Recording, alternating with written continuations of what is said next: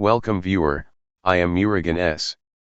This video tutorial describes how to disable beeping sound when repeatedly press the Shift key in Windows 11, 10. Open Control Panel.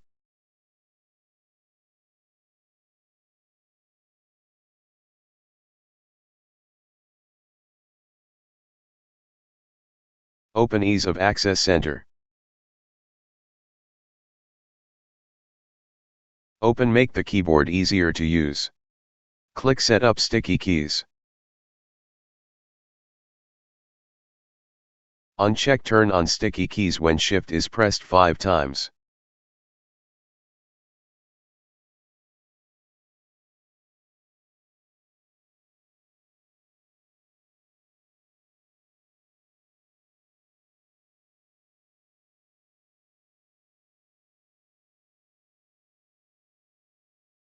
Click Set up filter keys. Uncheck Turn on filter keys when right Shift is pressed for 8 seconds.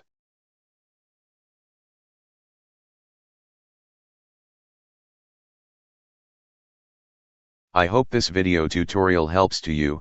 Please like, share and don't forget to subscribe my channel. Thank you very much. See you next video.